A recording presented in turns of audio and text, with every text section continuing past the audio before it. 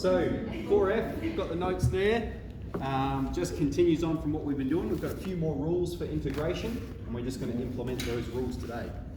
So we'll start over here. We have the integral of 2x take 3 to the power of 5. Now, if you were to integrate this using your previous methods, I would have said you need to fully expand it. So you'd use Pascal's triangle, expand that out, and then solve it. But we can use this rule here when we have a linear function. It can only work for a linear function to the power of n. This is what it's going to integrate to. So we've got to recognise a is the coefficient of the x term and n is the power. So we can just integrate this in one step.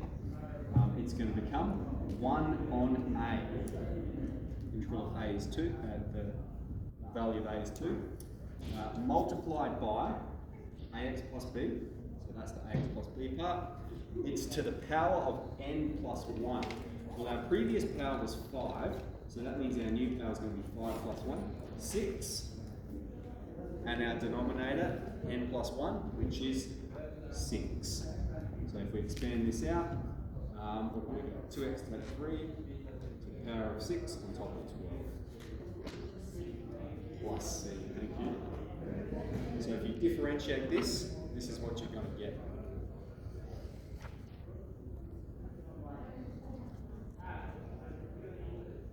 Okay, on to b, we have the integral of 3 sine. I'm just going to tell these guys to spot.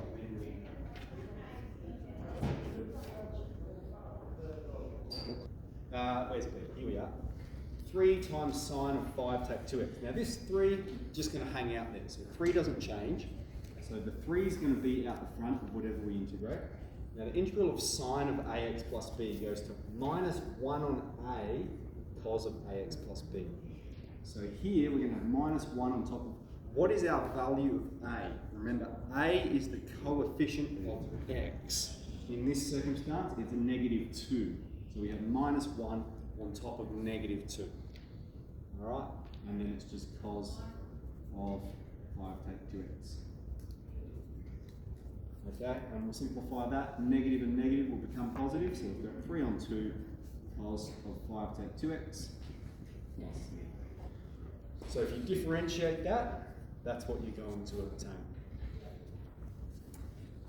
Alright, and then on to C, again, 0.5, that's just going to hang out.